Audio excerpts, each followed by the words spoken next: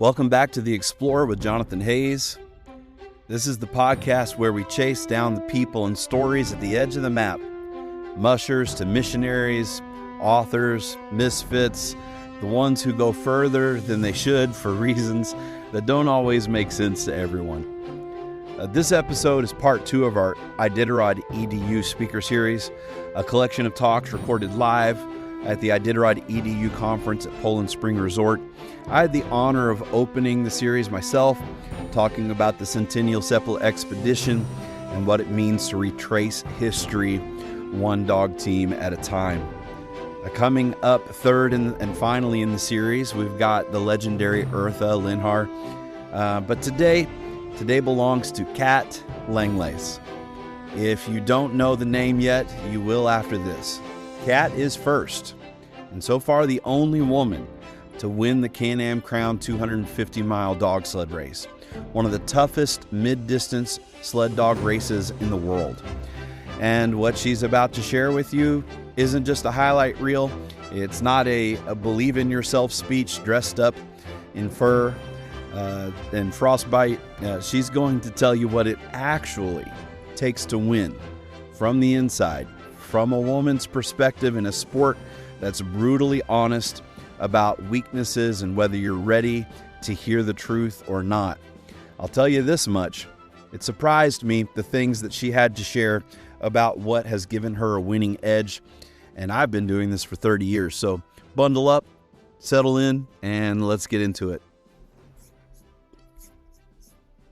I'm a person that I observe absolutely everyone, everything. That's probably why I've always been around animals my whole life. And when I go to races, I always like to have the feel of everything and everyone and where I am. And I always ask questions. And every race this winter I went to, because mushers, if you don't know, we're living through inflation, all of us together, and we have climate change that's affecting us. Everything is really getting harder for our sport to survive, and so I'm trying to help our sport in every which way that we can, to try and grab as much information that I can.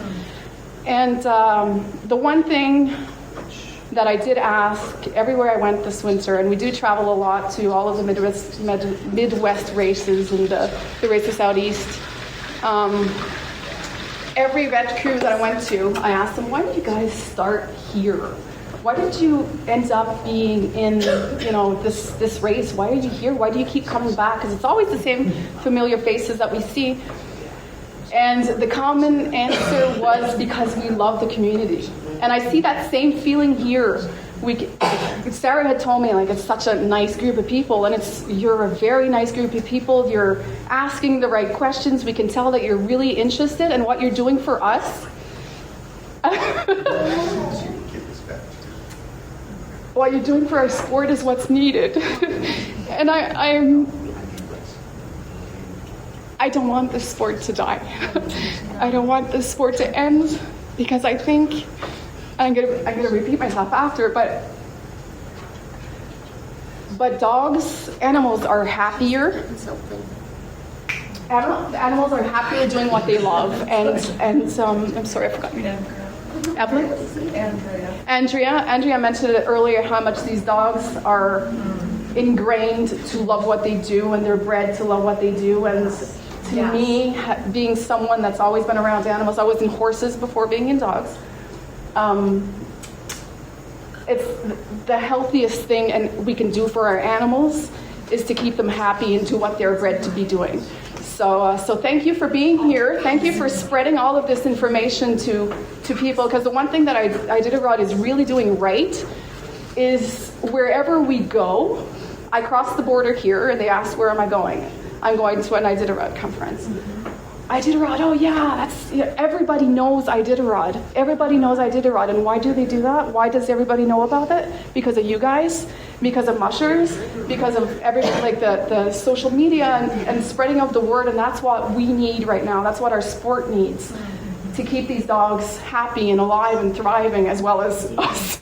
that needs to have. Mushers are a special breed as well. We breed special dogs, but we're also incredible people that need to have this adrenaline rush, that needs to be in touch. I specifically need to be in touch with nature, and that serenity that it gives me, that's what's necessary for me, and that's why I do it. That proximity with my dogs. That's why I do it.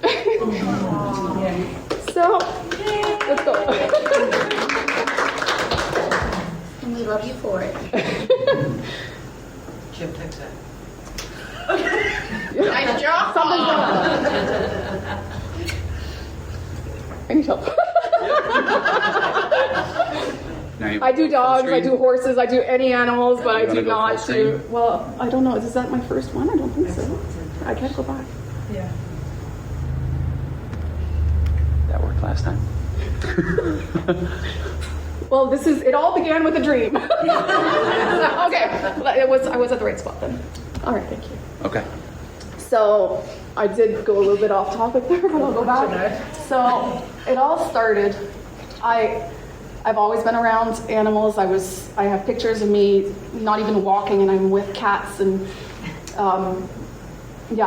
I used to give all of my money, my allowance, to save cats that were at the barn to bring them to the pet shop. So I would pay $5 per kitten to give them the kitten to sell. So that's the type of person I've always been. And when I was 7 years old, I went on a dog sled ride. It was this, we'd go ice skating there. It was like kind of an outlet. There was a little bit of all types of activities there.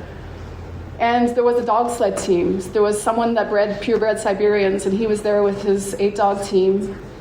And that just lit me up. I've always been a lover of nature and quiet spaces, and winter has always been something to me that's like clean. I don't know if you guys all understand that, but it's something that's so beautiful. And the light that you get and all of this is something that's special to me, that's always been special to me. And so seeing these dogs and this winter scenery, it was like perfection. I was like, wow, this is me. This is what I want to do. So that's how I started having that little spark of interest in this specific breed, Siberian Huskies, at 7 years old. You didn't want me as a child because I would bring everything in the house. And Staka was my first sled dog.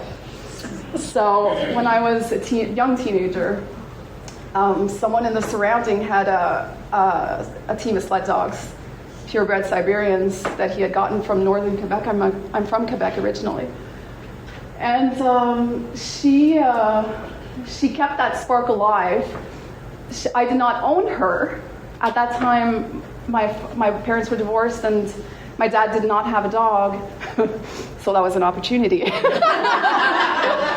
And he was, in French we say dételé, he was getting out of dogs, and I would walk her, so he wasn't giving any freedom to his dogs and whatnot. So I would come around, and she was always my favorite, and I'd go and I'd walk her around. And as soon as he told me that he was giving up his dogs, I was like, well, I want Saka.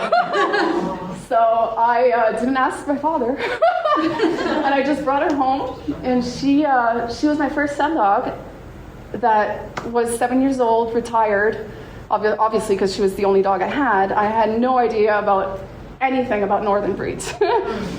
And anybody that's ever owned a Siberian here, has anybody owned a Siberian before? They're a little, wild. Yeah, so they're hard to train. They tap into their natural instincts a lot. They have their own ideas. And they have, and they're hard to contain. They're a little bit like me. You can't put me in between four walls, I'll go crazy. So we really understood each other like that, and I got to know her by observing her, obviously.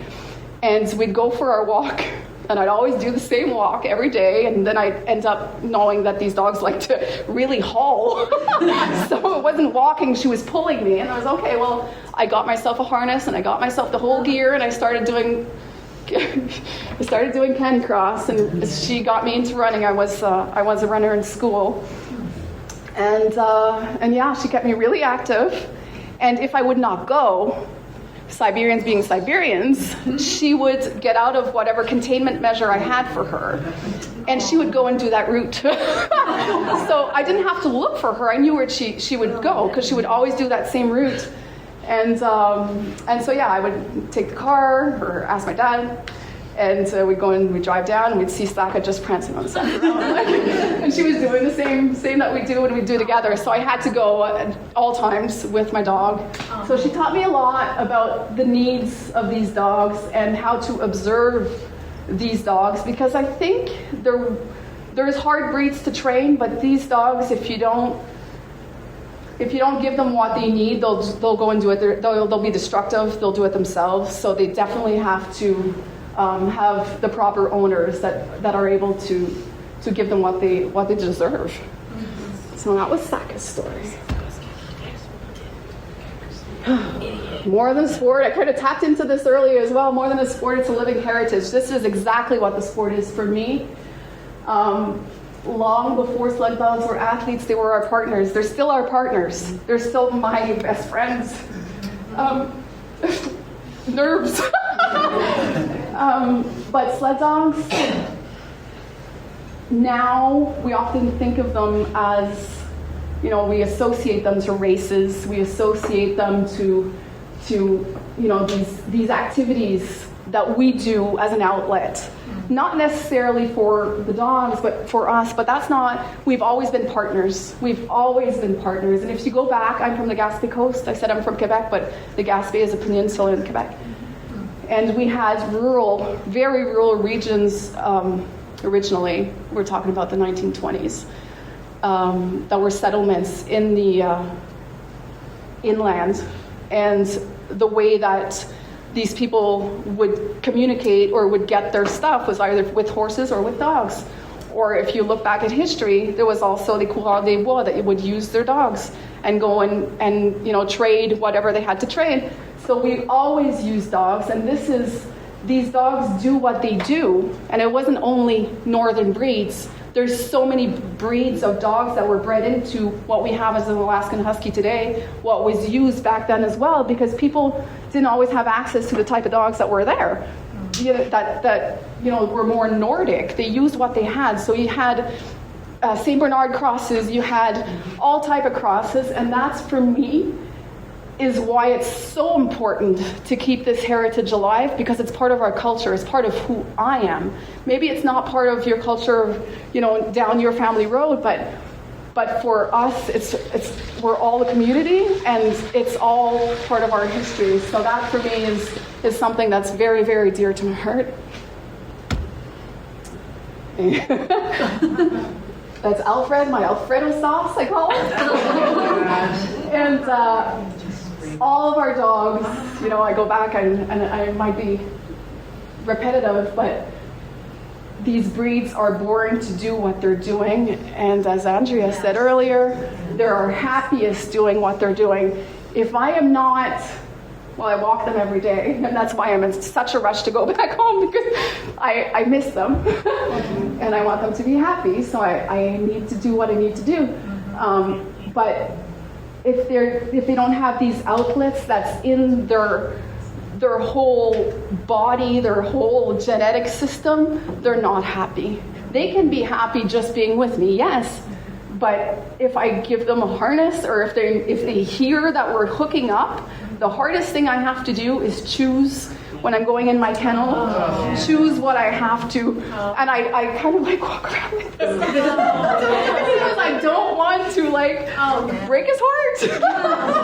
So they're definitely bred to be happiest doing what they love to do. So as people, as mushers, as veterinarians, as everyone, it's important for these breeds to continue doing what they do. So yeah. And it's a lifestyle. And if you don't like dogs, and if you don't like the work that comes along with it, and if you don't like smelling urine or picking up poop, it's not for you. So on that picture, and I'm sorry, I really want to keep my footnotes so I don't forget what I have to say. But we have a large freezer here that's like 30 by walk-in freezer, 30 by 20, 30 by 30 even, full of meat. Our dogs, what they eat, the kibble and meat. They have a variety of a diet, and obviously, what we breed is dogs with, as you said earlier, one of you said earlier, is immense appetites. So yeah, we have a variety of meats to feed them, and cutting meat is something that we have to cut thousands of pounds of meat for all of the races that we do every winter. And cutting meat and that's not even calculating snacks on the trail when we're training. We start training. I'm right now it's too hot, but I still, as soon as it's 15 degrees and under, I'm definitely bringing them outside, and even sometimes it taps 20 and I'm just already training. So in October we're running 20, 30, 40 miles, and I'm already starting at times to give them snacks. So it's a lot of cutting and cutting and cutting and cutting, and that's time consuming. Putting on booties and putting on cream and making sure we're massaging the dogs if they have any soreness, because every time we're done we always pass our hands to make sure that if there's any tightness anywhere. If there's tightness, well, what do? You massage them out to make sure that they're fine afterwards.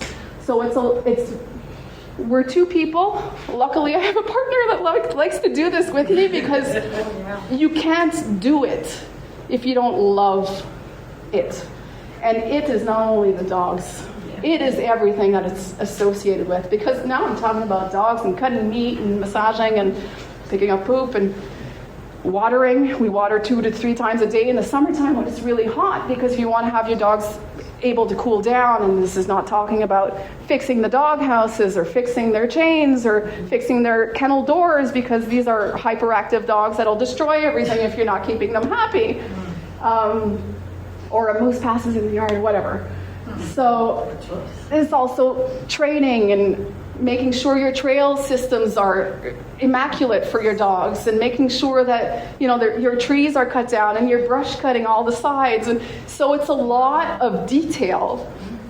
And we're not even talking about machinery. Because machinery always breaks down, and you always need a sideline. And we ended up, one year, we had a Jeep, and the Jeep hadn't worked for a year, and we ended up using our Jeep because 2 4-wheelers didn't work anymore, and we had no other means of training our dogs, and we can't not train our dogs. Because I said earlier, 3 weeks time, what it can do. So yeah, machinery is the one thing that you can't rely on anything. So you really, as a person, have to be ready to, quick answers, and just ready to deal with anything. So you have to be that type of person. You have to be ready for headaches and heartaches and yeah, just. It's a hell of a lot of stress, but it's a hell of a lot of love. It's a labor of love. I can't say it otherwise. It's more than a lifestyle even. It's part of who we are. One team, many personalities. And in the front there, I have my problem child. Oh. He looks on the left side. Well, they're all related. Yeah, they're actually half siblings. Different father, but Loki, aptly named by my daughter. Oh, that's a great name. Yeah. He's wired. Yeah. He's a little cuckoo. He was a single child as well. Max was a single child too, but single childs are the worst, because he would boss his mother around. At 8 weeks old, he would steal the dish because it was both of his dishes. So yeah, and he was just a weak child. So often we get a lot of questions regarding our dogs, and one of the biggest misconceptions is that they're all the same, or they can all do the same jobs or whatnot, and that's very, very far from the truth. Every dog has a personality. Obviously, every dog has a name, because I was in tourism before I started this. And for some reason, people don't understand that every dog does have a name, and every dog is an individual, and every dog, has their own personality. So as a musher, what you have to do is to discover this as they're aging. And you guys as teachers, the same things with your kids that you're teaching. They all have their needs, and they all have their outlets, and they all have their way of learning. And sometimes Max was a very unique individual because he knew exactly. He couldn't probably lead when he was 7 months old. But some of them take longer to mature. So some dogs will be great athletes at a year and a half.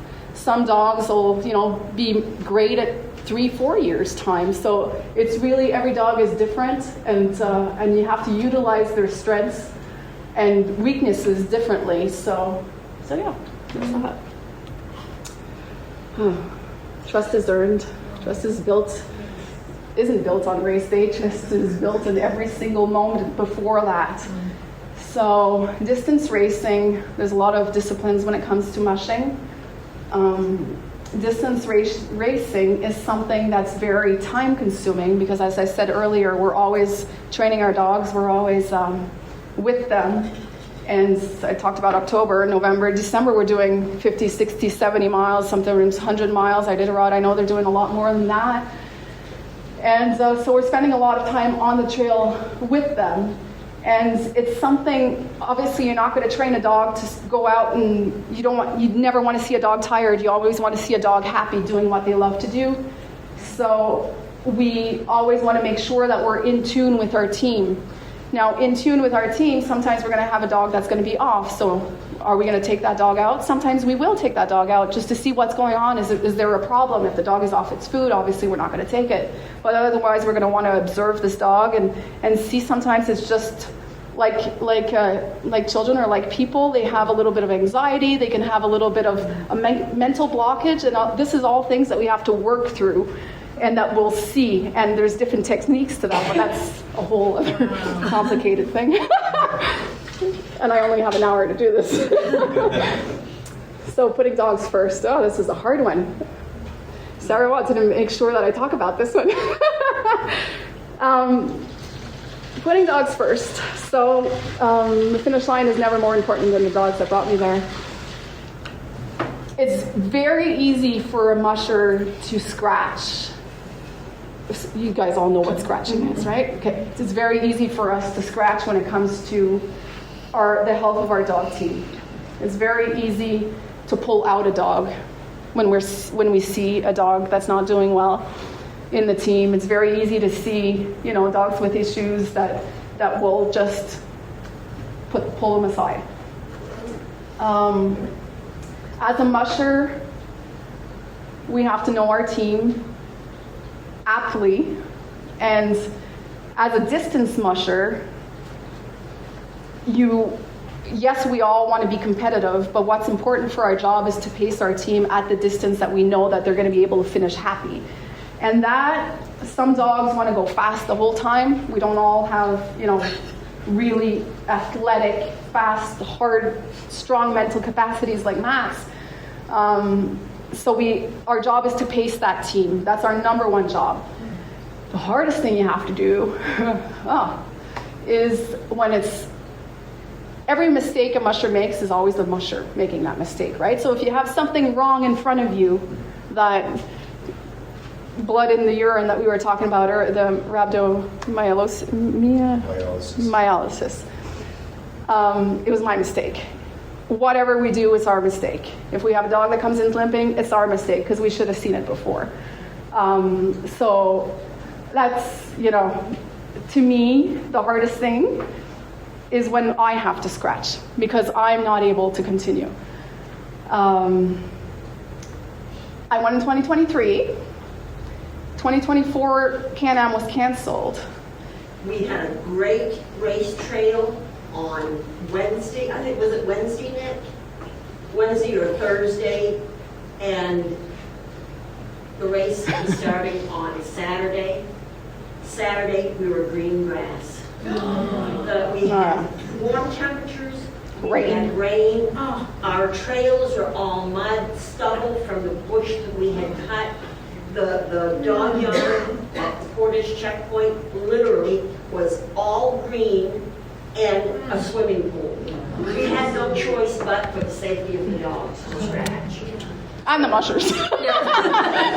So defending her title in 2023, her title from 2023 in 24 was impossible because we didn't have the race.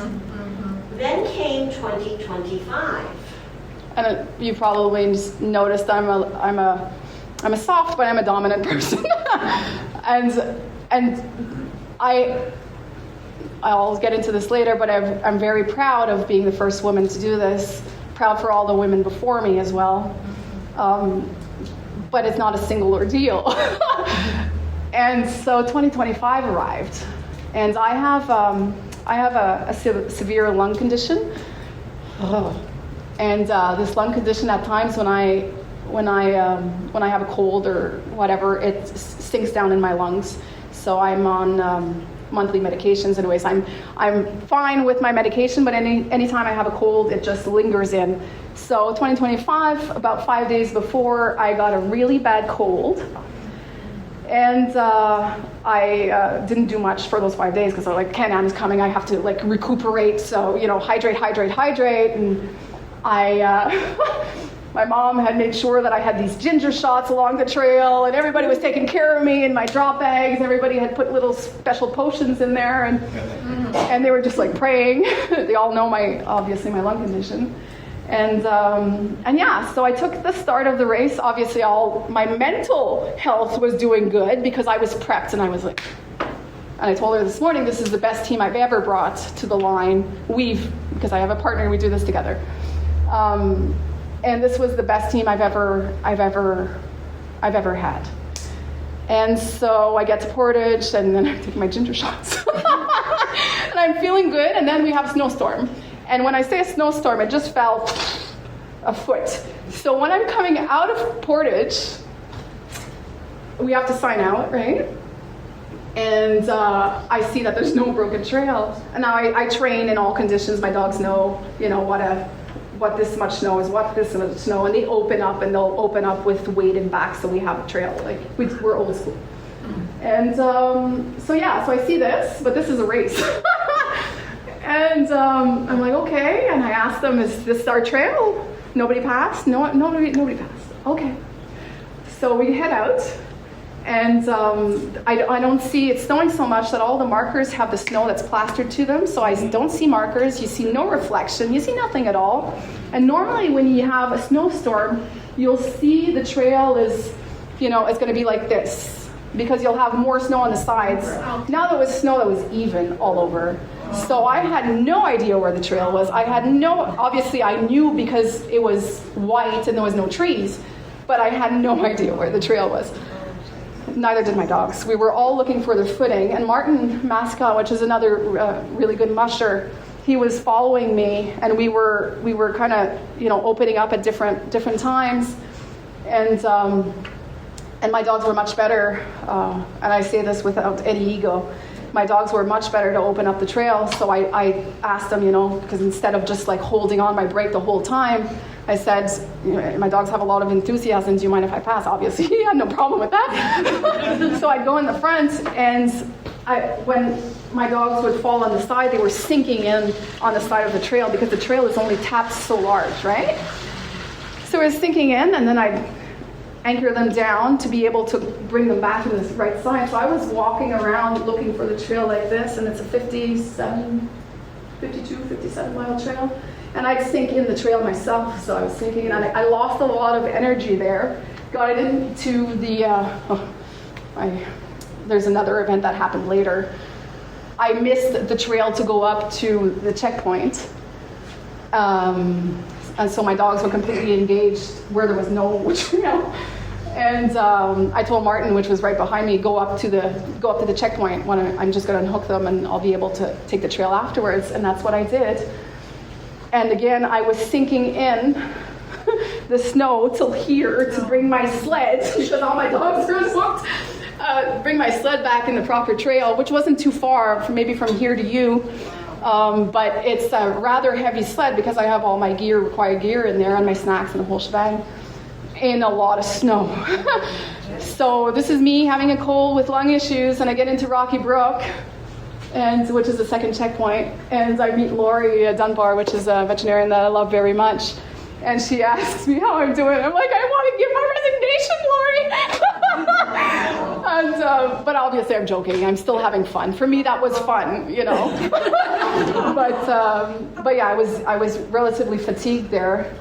So I took care of my dogs, and we had about an hour that we were able to rest.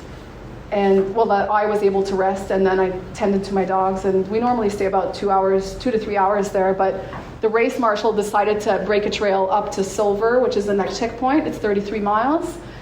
And he delayed us from leaving a little. Well, it was our choice. Obviously, we wanted to have a nicer trail. And so we left a little bit later. I think I took a 4-hour layover there, which was exceptional. And so we left. When I left, I was super cold, and I was coughing and coughing and coughing and coughing and coughing, and I couldn't. And then I'm a very active person on the sled. I do not like to not work with my dogs. As I said earlier, I'm a runner, and my partner arrived in back of me. I had stopped my team, and I'm putting on another jacket. I have 3 jackets on at this point. Not able to stay warm, and he's like, "What are you doing?" Like, he knows I have the best team I've ever had. And he's like, "Kat, like, get up there." And I'm like, "I can't, like, I'm not feeling it anymore." So I knew then and there that I was out, and obviously I'm not able to help my dog team, not able to, you know, properly be a good musher or a good person at this point. So I get up to Silver, and I hook down my team. And I'm discussing with my partner that this is it, I can't do it anymore. I'm coughing and coughing and coughing, and the race marshal tells me I'm coughing so much that my eyes were all puffy, like he says something is wrong. I said, I know it's wrong, I'm coughing. So, and it's excessive. And while I'm obviously crying, because I knew this was a possibility again for the women. I look at my dog team, and this is something that's going to stay. As a mushers, we kind of have glimpses, or as people, we have glimpses in time that brings us back, right? And I see my dog team twirling. Now in Silver, it's often the hardest. Dr. Nick, you can probably attest to this. It's one of the hardest places for dogs. They'll recuperate there, so they're laying down often, and this is the place where they really rest, because this is very important for them. It's like the hardest checkpoint for the recuperation.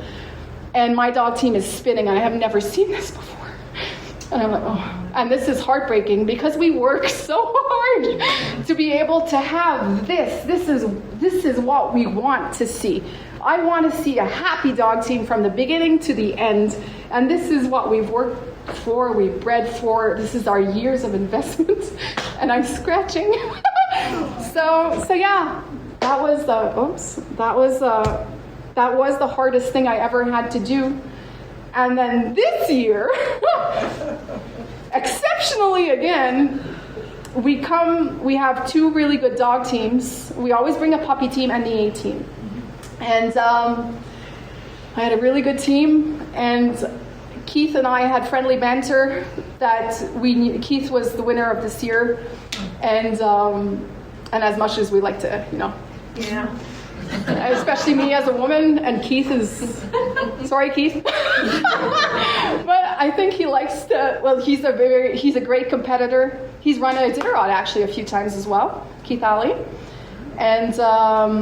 And yeah, he knew that I was bringing a good team, and I knew he had a good team as well, and we knew that we'd be very competitive together, and yeah, we got to the start line, and I don't know if this has ever been done before, but I had to have a dog on fluids at the start line because my dog team was sick.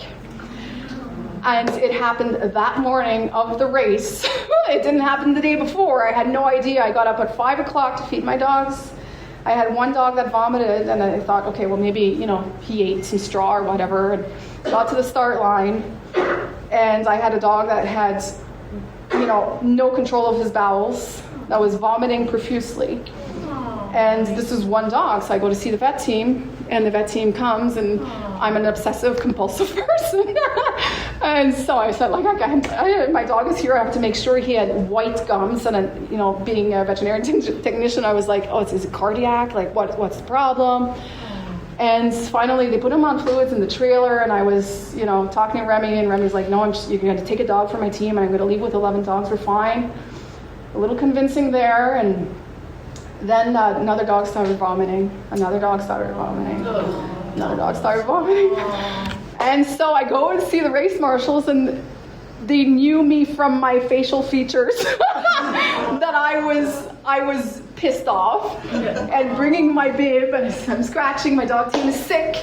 Okay, and that was exceptional.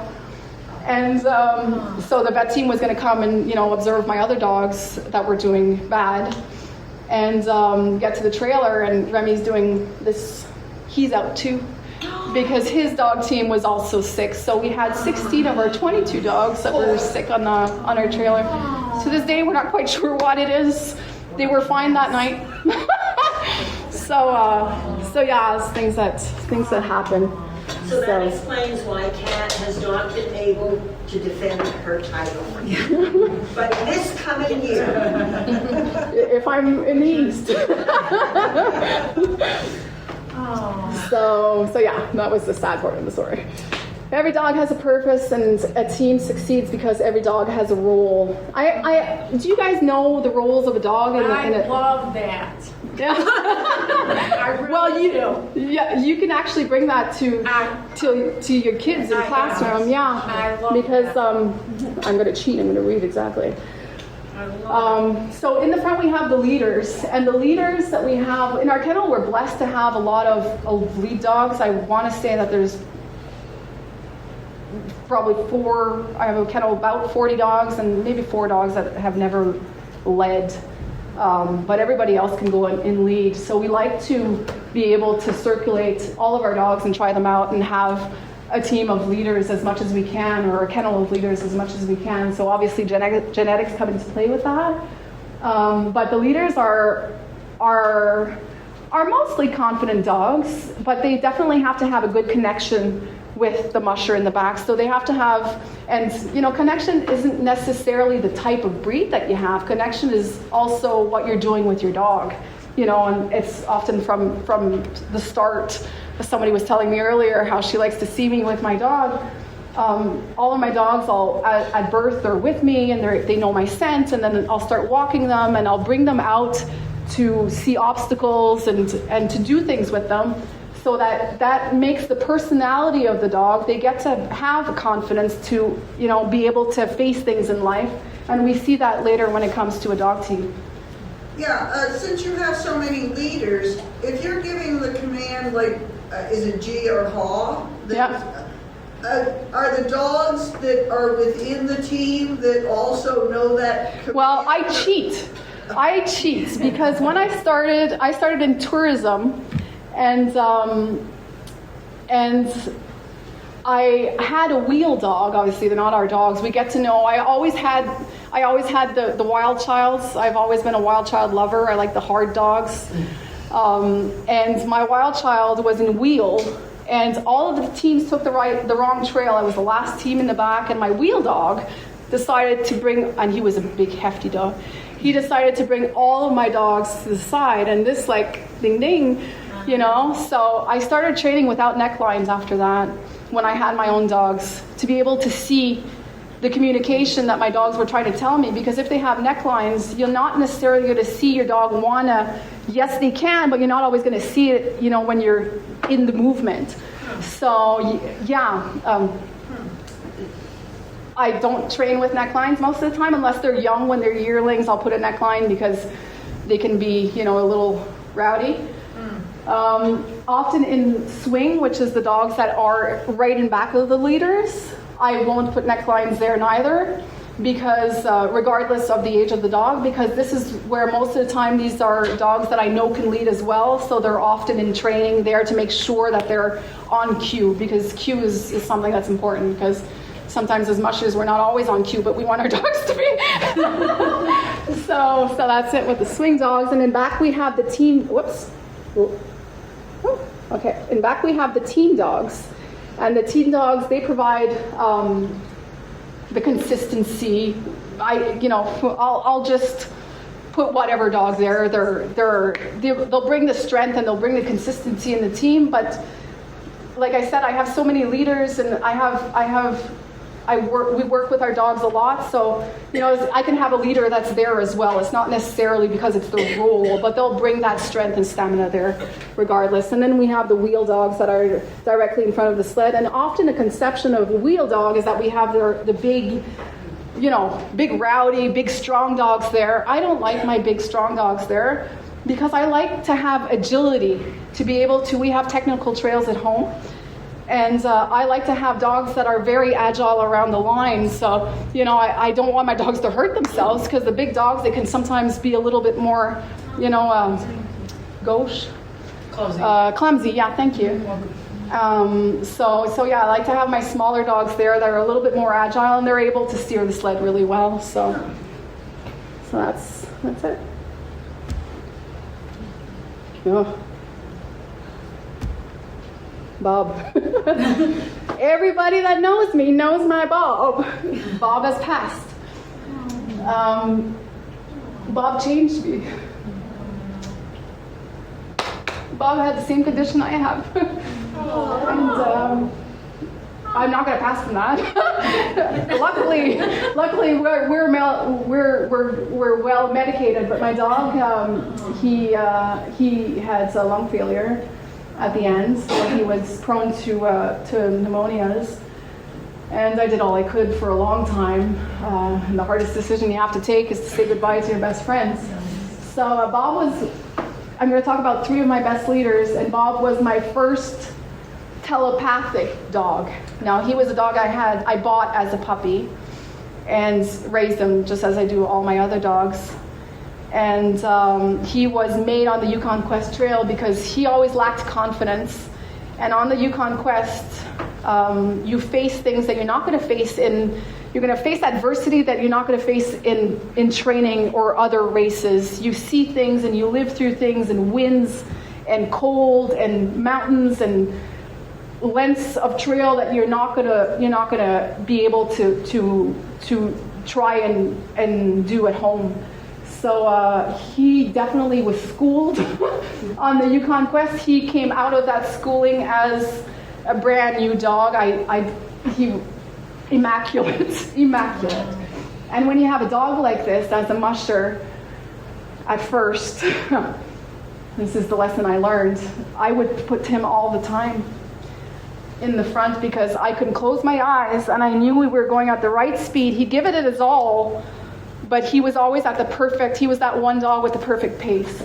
So I didn't have to, we have an iron sled. We train with weight. It's very important to train with weight. And our iron sled doesn't have a brake. We were talking about this yesterday, and we have to be a little loco to do these things. And I train with 18 to 20 dogs on the top of this sled, and I would only do that with him. It doesn't have a brake. So Bob was the only leader that I trusted enough to ever do this, and I have never done it before. I have never done it since. Maybe I will. I don't know, but I have not done it in the last maybe 3 years. Because he was so good that even if I was off cue, like I said earlier, it's really important that we take the direction at the right time. He would always be there, and a fraction of a second I'd take myself back and say, gee, and he'd be there. Like, he just knew. I didn't have to communicate with his dog. We were linked together. So when he passed, I decided to do things differently and to train every single dog I have in the yard. So Bruno, I was talking about why beginnings are important and how they shape an athlete that they become. Bruno, this year, he's a yearling. He's now 2, but his last race, he was 19 months old. And he had led at home. He had never single led before. And yeah, I had encountered, I was all season talking about running my puppy team, and this is the first time I was running a puppy team because I like to be competitive, and I sometimes lack patience, and my partner has better patience than I do. Because puppies need a lot of training in, checkpoints and the whole shebang. And so I had brought 2 leaders, a bunch of puppies, and I took the trail like that for 150 miles, which was their 3rd race, but longest race of the season. And I encountered a moose on my 2nd leg of the race. So I had to drop a leader because this moose came galloping right in the front of my dogs, and my dogs did an accordion and stepped back, to be able to divert. The moose was able to go on the side and gallop on the side, luckily. And I lost a dog because of when they pulled back. Obviously, when the moose left, they pulled back forward, and I had a dog that got caught in the line, so he injured himself there, so I dropped my leader. And then the only leader I had left was a leader that was the mom of some of my puppies there. So my puppies, after that, this is their longest leg of the race, they want to start playing with their mom, so my mom shuts down. She's like, I'm not going anymore, and she didn't want a single lead neither. So I'm stuck in the trail, trying to get to the finish line, and I'm like, this is where you can make or break a team. So you have to be really careful what you're doing, because if you do something wrong, you're going to affect the mental ability of your dog, and you're going to affect their confidence and whatnot. And my Bruno is a special child. Since he's been young, I call him my autistic child. He sees life very differently. And you can tell in his personality that he's not the same as the others. And he would jump fences when he was 5 months old. I have kennels of 8 feet, and he would jump regardless to come to me. He's a very pleasing dog. And so, yeah, we always worked around that.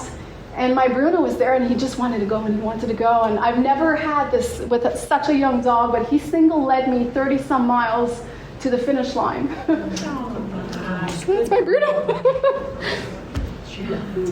Oh, and you can recognize him. So every musher is fortunate to have an exceptional leader. Bob was an exceptional leader for me. Max was always my partner's dog. He led for me, and he was an exceptional dog. But it took time for me to accept his character, because he's a lot of dog, and just like people, we mesh better with certain dogs more than others, and me and Max had some time to get to be acquainted. And yeah, he's the type of dog that every musher wants to have. He has the athletic ability of no other dog I've ever seen. He was hooked up for his first time. He was biting the gang line, and he just wanted to go faster and faster and faster. So I was never able to put Max at a start line. You'll never see me with Max. Well, he's retired now, but you'll never see a picture of me with Max at the start line, because he would burn every single dog out because he'd want to go that fast. He could not pace himself, and I definitely couldn't pace him. But he was my dog that brought me to the finish line in 2023. Anecdote. You never know when you're going to win a race. You never know. All of your cards have to fall the right way, right up until the end, and that's extremely hard, because you don't know what's going to happen with your dogs, in 100 miles from there. So racing is finesse of the musher, and also the athletic ability of the dogs, and it comes into the fine details. But even if you put everything together, you just never know. So I knew I had a good dog team in 2023. Wasn't as good as 2025. But still. When I was going up to the last checkpoint, Allagash is hard. Leaving Silver, the 3rd checkpoint, to get to the 4th checkpoint, going up to that last leg of the trail there, it's a lot of mountains. And it's endless, rolling, long, high mountains. And you kind of get tired, obviously, at this leg of the race. And I was kind of like dozing off about 11, 12 miles from Allagash. And I seen, again, you recognize his name, Martin Mascot, was right behind me. And I didn't know like, we don't see each other. I'm competitive, but I'm never looking back. Like, I don't care. I'm doing my own thing. Run your own race. I think it was Brent Sass that said that, or Hugh Neff, whoever. I run my own race. I don't care. I'm doing what I'm doing, and I don't care about anybody else. But I did care when I seen his 3,000 lumen light, shine behind me. It was like a train. To me, it was like a light of a train that came behind me while I was going up a hill. And I said, sorry, I'm going to swear, fuck no. So I'm going up a hill, anchor because my plan was to put Max at the end, right? So yeah, I knew then that I have to put Max now. So I anchored down, switched my leaders, but Max didn't even say a word. I'm not a musher that says anything on the trail. It's very rare that I'm going to call up my dogs. I did not call up my dogs. I knew what I had. And I made it, I think it was 12 minutes in front of Martin. So that's the distance that I was able to take in 11 miles. And I was 16 minutes, I wrote it down, behind Keith Ali when I got up to Allagash. And might not have wrote it there. I'm not sticking to plan, I'm sorry. Got into Allagash, and right before leaving, somebody asked me if I was able to make up 12 minutes time. And one of the other mushers, Nick Vigilante, said, are you able to do it? I said, well, I almost did it a few years ago. I can do it again. And so I left Allagash. Again, I'm not a musher that calls my dogs. I don't believe in calling up dogs. It's not something that someone should do in my beliefs. And as mushers, we use our pad to slow down our team, and I never touched it. So we go uphill, and I said, okay, well, we're going uphill. That's where my dogs are going to pace themselves. We're going to be fine after. And I felt like a hunter. This is where you become something else. This is where your competitive side pops out. And I was hunting Keith that was 12 or 16 minutes ahead of me. And you really feel it. It's something very visceral, very primal. And it took me about, I want to say 15, 20 miles. The GPS tractor will probably be able to say it better than me. I don't run with a GPS, so I never know. And so the trail was different that year, and we turned on a road for some reason. And when we were turning, it was a huge loop, and I see his headlight. I got you. So I wasn't in any hurry, because I knew obviously then that I had a much faster team, because I made all that time in that little distance. And so yeah, I was just waiting on that opportunity, and I crept up to him right behind, and I didn't say anything. And when my dogs arrived right on the side of him, he jerked. There's a trail. And I passed him there, and you never know you're winning, though. You know, you can be confident, you can have an ego, you can think that you have the best team in the world, best dogs, best leader, but something can happen. Yeah. So that's the first time I was looking back the whole time. Is he calling them? Because, he can call them, and he can still have gas in the tank, but the one thing with animals is that you can gauge their level of fatigue, but it's not like a car that you see, you're at empty. You don't know that. You can, as a musher, you get to know your dogs, and you can kind of tell, but you don't know when that's going to stop. So I was lucky to get in front of them that year. 20 years behind a dog team, and thousands of miles and countless lessons. I have no idea what I wanted to say there, so bear with me. When I first stood on a dog sled, I was in my early 20s, and I applied to work in the tourism kennel and live the dream I once had as a 7-year-old. I think I've spoke pretty much about this. So I'm not sticking to my initial plan, and I'm just blabbering and blabbering. And luckily, yes, I met my partner, and we started having a kennel together. And my partner and I guess I can talk about Remy here. We are very different people. I think you both know us enough that you can tell. He's very calm, very Very intelligent. He knows a lot of things. And he applies his knowledge he's very, we observe different things. He's more of a trainer. He can train dogs. I can train dogs, but he can train them much better than I can because he has that patience, like I was saying earlier.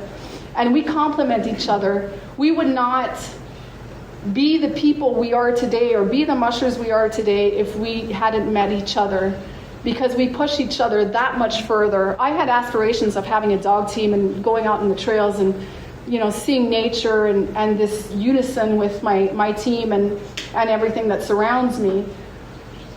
He had aspirations. He's a pilot, a helicopter pilot. He needs adrenaline to survive, I guess. It's kind of like in his blood. So when we had our first dogs, our first 14 dogs, he said, "I'm going to run the Yukon Quest." Okay. And because he did that, and I went to the Yukon Quest, and we got better dogs, and we learned a lot about the sport. That's where I decided that I wanted to run races as well. And I started doing 30s, and I did my first 100, and my first 100 was too short. And then I ran my first 250. And luckily we have our ends on the 250s because that's where I fell sick.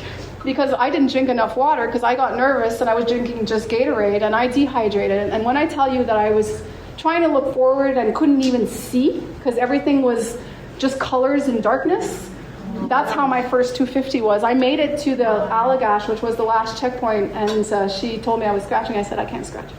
I said, "I'm here. I'm going to drink, and you're going to check me out before I leave, but I'm going to rest, and I'm going to drink, and I'll be fine, but I made it here.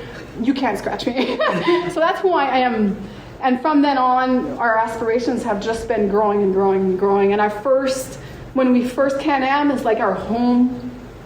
It's a very important race to us both, because it's the first race that got us going. It's the first race that was close to home. We live where we live because we wanted to have dogs, but we wanted to run the Can-Am Crown.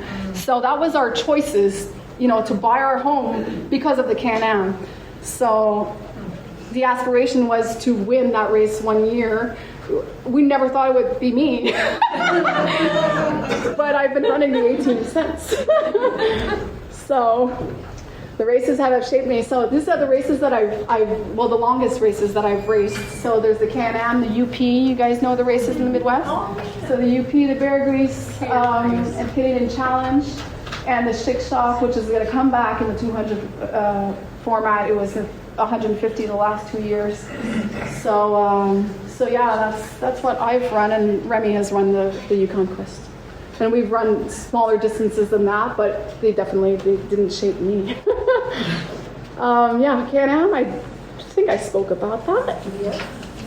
I didn't speak about that enough. First woman to win in 30 years.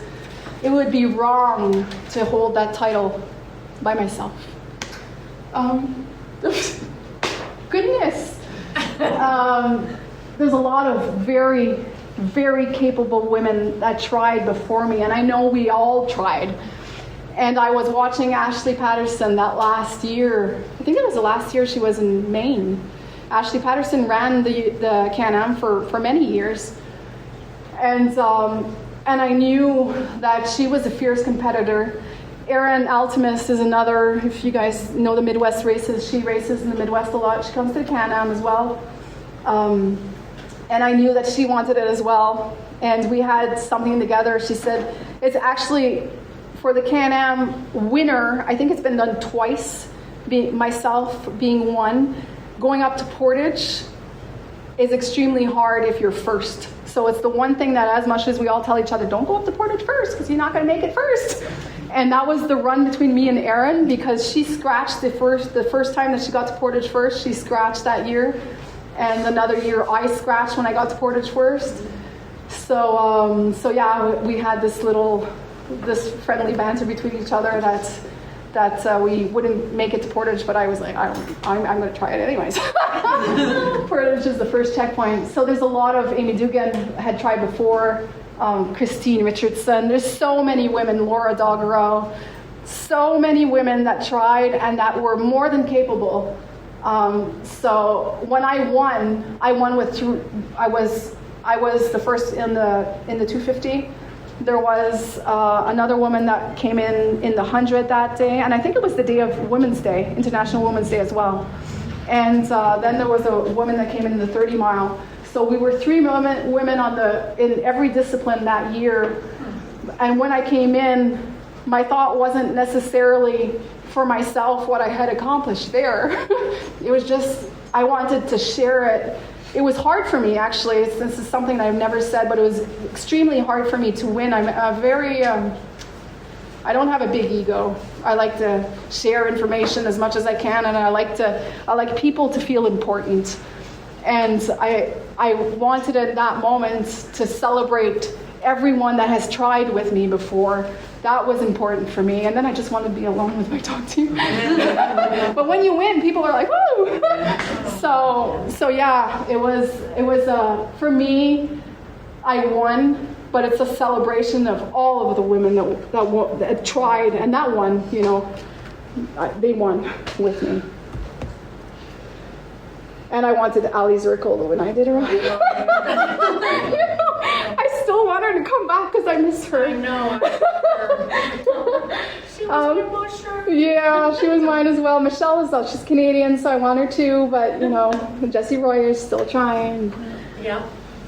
Paige, I was rooting for Paige. So why sled dogs matter and why these races are important. I spoke about this a little bit earlier, but I think it's the first topic I brushed upon. Sled dogs are so important because they're our contact. They're not only our contact with dogs, and they're important for veterinarians because they see different things down the trail, and what they bring to us as people and to a society, and to bring us back to right now. We're living in a culture that's everything is fast. Everything is you buy a new phone, it's no more good in 1 year's time. These are real living things that we love and need to care for, and what I spoke about earlier is, I've always saved animals, and I was a manager of a shelter as well, and I see how many dogs are out there and the overpopulation of dogs and all of this is, and we're seeing this culture of just disposable things, and this is not right. And sled dogs teach us responsibility. Sled dogs teach us what's important in life, to really be in that moment. That for me, when I'm with my dogs, whether it's on a dog sled team or whether it's walking my dogs in the morning, they're being all happy, I'm in that moment with them, and they're just bringing me right there. I'm there. And that's what's important. This is why these dogs are important. This is why your jobs are important, to spread that information out there, because we're living in a society that's all wrong. It's fucked up. So to me, it's true. So to me, this is why my dogs are important for me, and why the sport is important for me. It's spreading this, bringing back what's natural, what's right, what's living one-on-one, and seeing. I'm more aware of my ecosystem around my house. I can tell you right now if we're in the cycle where there's more coyotes, or if we're in the cycle where there's more proper word term is hares. I can tell you if there's lynx. I can tell you everything that's in my community, because I'm out there every single day. That's natural. Yeah. We're not living in the natural world right now, so these dogs are bringing us there, and that's what we're living through. Yes, this is Iditarod competition, the whole shebang, but it's bringing our heritage back to these communities that are, have all kinds of drugs and alcohol, and they have their own issues that they're dealing with, they're isolated. Well, we're bringing something that was part of their heritage back, and they're thriving when they see these dogs. So this is why it's important. So, lessons beyond the trail. Well, they brought me a lot of lessons. Humility is one. Resilience. They've made me I was always a compassionate person, but I'm even more compassionate. God knows why. Because these dogs, as you can tell, they're just there. I can't say it enough. You're in the moment with them, and they're just always happy. There's no bad day when you have a dog. There's bad days when you have people, you know. Women working with women. I've worked with a lot of women, and, you know. But these dogs are always happy. So this is, they teach you to be a happier person. They teach you what's real, what's life, how you're supposed to communicate. They've taught me, I didn't have much patience in life. They've definitely taught me more. I'm still lacking some, but they've taught me a lot of things. They've taught me that I'm a confident person. I didn't think I was. I knew I was a go-getter, but I didn't know I can do whatever I want to do in life. It's, you know, these dogs can, I can too. So I think it's the most important lesson. Nothing stops me now because of these dogs. That's Kat Langlais, the first woman to ever stand at the top of the Can-Am Crown 250. This talk has hit you the way it hit me. Do me a favor, share this episode with somebody who needs to hear it, a musher, a dreamer, somebody chasing something hard that other people don't understand. And hey, if you're not subscribed yet, go ahead and do that right now. Wherever you're listening, it helps more than you know. You can find us at mushmaine.com. You can follow us on social media at mushmaine, or you can drop me a line directly. That's jonathannathanielhayes at gmail.com, and I read every email.